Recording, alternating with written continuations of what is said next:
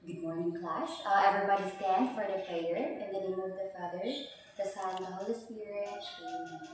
So, good morning, class. How are you today? Happy for today?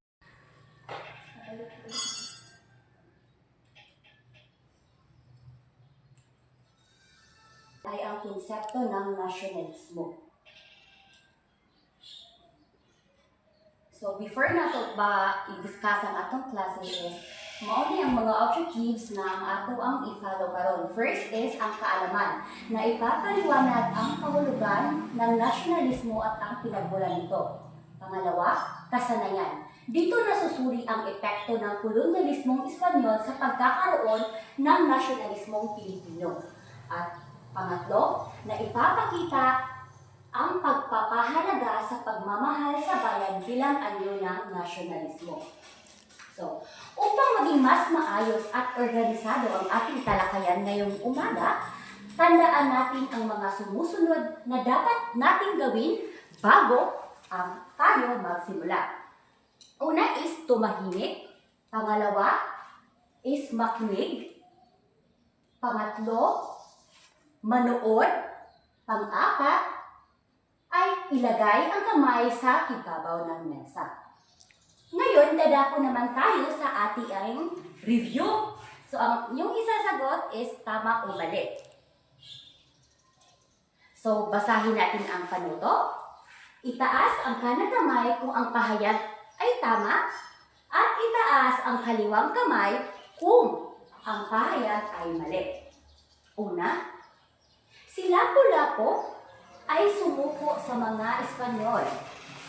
Number 2, mahalaga na magkakaroon ng pagmamahal sa sariling bayan. Pangatlo, ang mga Pilipino ay hindi lumaban sa kolonyalismo.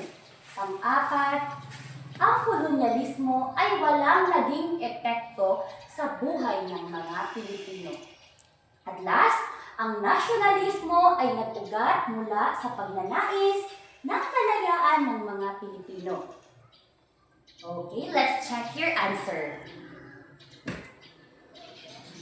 Okay, who got 5? And who got 4? 3, 2, and 1. So, atong i-find out kung sakto ba ang inyong mga answers later on. So, karon, basahon na to ang gabay na tanong. Bakit kaya ang iba sa inyo ay kaliwa ang itinaas? Ano ang tamang sagot at bakit? At ano ang kaugnayan nito sa ating aralin ngayong hapon? Atin nating alamin kung ano nga ba.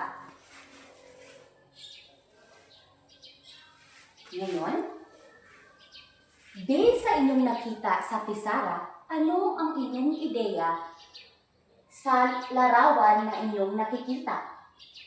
Tama, si Lapu-Lapu at ang mga Espanyol. Nakikita natin na siya ay nakikipaglaban sa mga Espanyol. Ang mga Espanyol ang nanakop sa atin sa panahon ng mga Kastila. Ano ang ginagawa ng lalaking ito? Ano ang ginagawa ni Lapu-Lapu? Sa tingin ninyo, bakit siya lumalaban? At pangatlo, kung kayo ay naroon, or ano kaya ang inyong nararamdaman?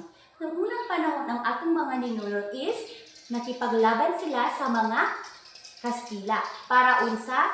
Para dili ta masakop nila. Para dili ta nila, unsaon?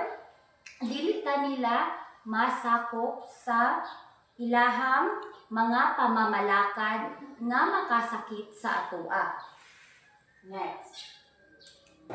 Bakit nga ba lumalaban ang mga Pilipino noon sa mga pananakop at paano natin maipapakita ang nasyonalismo sa panahon ngayon? Sa paaralan, sa bahay, at sa komunidad. Ngayon ating tatakalakayin kung ano nga ba ang nasyonalismo.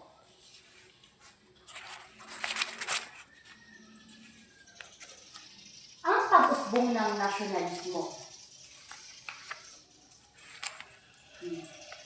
Ang nasyonalismo ay isang ideolohiyang politikal na unang lumaganap sa England class noong ika-18 na siglo na kung saan ang pagkakakilala ng isang tao ay ay ibinabatay sa kanyang bayan o pinagmulan. Ang ideyang ito ay kalaunang lumaganap sa Pilipinas at noong panahon ng kolonyang Espanyol. So, naabot siya diri sa Atua. Next is, sa Pilipinas, hindi kusang umusbong ang nasyonalismo. Bakit? Ito ay nabuo dahil sa pang-aabuso at pagmamalabis ng mga Espanyol tulad ng redaksyon, ulo y serbisyo, tributo at inkumyenda.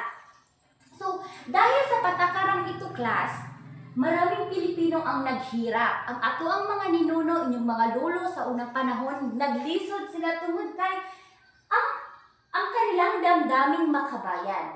So, sa kabila ng kakulangan sa armas, so we all know na wala sila mga baril or ang ilang gamit is itak o sandata lamang. At buong tapang silang nakikipaglaban sa mga Espanyol. Isang malinaw na pagpapakita ng nasyonalismo at pagmamahal sa bayan.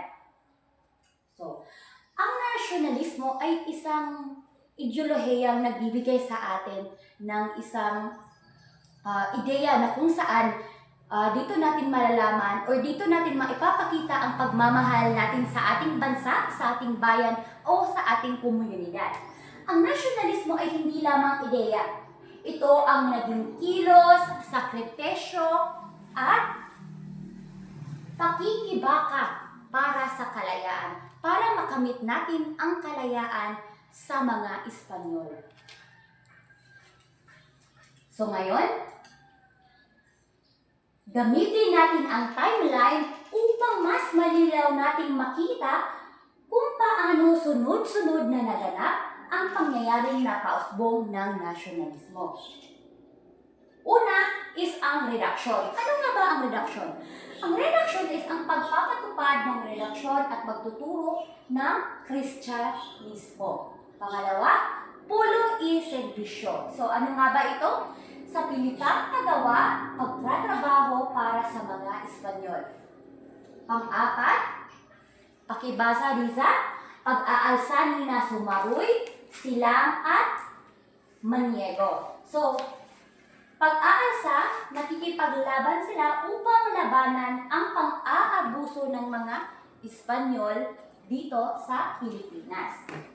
So ngayon, nandito ang mga gabay na tanong at kailangan ninyo itong sagutan. Una, alin ang naunang nangyari? Pangalawa, ilang pag-aalsa ang iyong nakita sa timeline? So pila to kabo? Una is redaksyon, pulo is serbisyo, at unsa pa to, pag-alsa. Ano ang napapansin ninyo sa habang dumarami ang pang-aabuso? So class, the more giabuso ang ato ang mga ninuno sa unang panahon, the more daghan ang nakipaglaban or daay mga pangkat nga nabuo tungod kay dili sila ganahan sa pamamalakad sa mga Espanyol.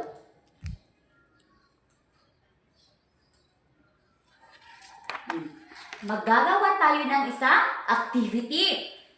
So, ito ang instruction.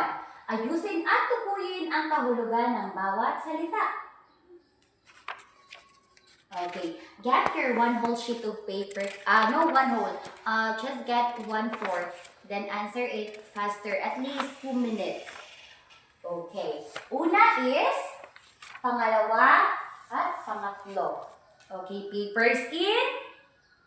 Okay. Ngayon, sasagutan natin ang tanong. Paano nakatulong ang mga salitang ito sa mas malinaw na pag-uunawa sa ating nasyonalismo? Una,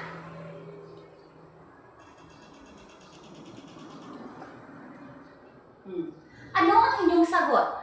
Tama, nasyonalismo. Pangalawa, yes, correct. Ang sagot sa pangalawa is pag-aalsa. How about ang pangatlo? Is rebelde.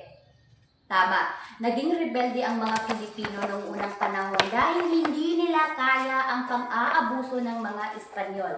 Ngayon, ating gamitin ang mga salitang ito kung ano nga ba ang nangyari sa unang panahon.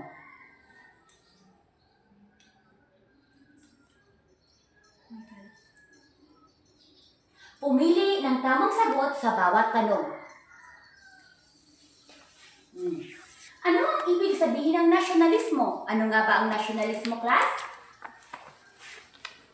Number 2, isa sa mga epekto ng kolonyalismong Espanyol ay ano? Pagkakaroon ng sariling pamalaan, pagtatag ng sakitang paggawa, paggalang sa kultura ng Pilipino, di paggagamit ng kapayapaan. Number 3, alin sa mga sumusunod ang nagpapakita ng nasyonalismo? Ano ang inyong sagot? Isulat sa papel. Number 4, ang Katipunan ay isang kilusan ng may layunin. Ano nga ba ang kilusan? Write your answer on your sheet. Number 5, ang pagiging makabayan ay makikita sa A. Pagpapabaya sa kalikasan, B. Pagsuway sa batas, C. Paggalang sa watawat, D. Pagdadala ng baril. Ano ang inyong sagot? Ngayon, dadako naman tayo sa isang differentiated activity. So, let me divide you into groups. So, each group will be given activities or differentiated activities. Una, for the group 1, salita at kilos ng damdamin. For group 2,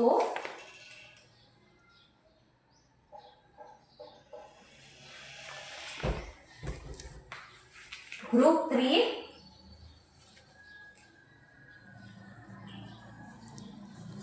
group 4,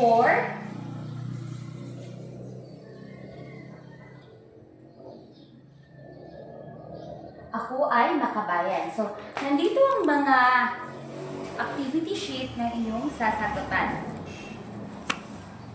I give you 5 minutes to discuss it with your group.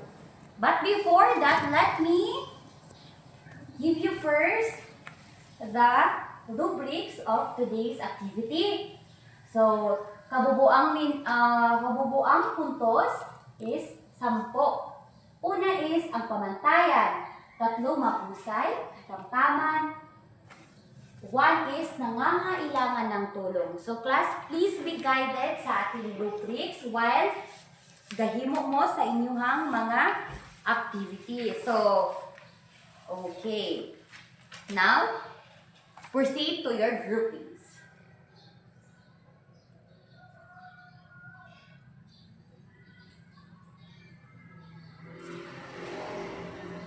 Okay. I want you to get your Aral Plan notebook. Copy these questions. Paano mo maipapakita ang pagmamahal sa bayan bilang isang mag-aaral? Unan ang mga sumusunod na pahayag.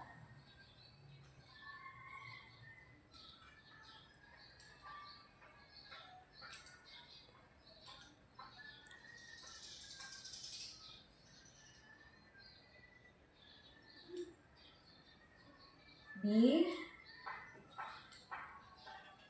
3, 4, 5,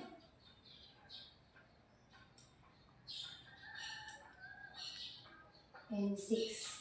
And for your takdang aralin, iguhit ang masayang mukha kung nagpapakita ng nasyonalismo, malungkot na mukha kung hindi.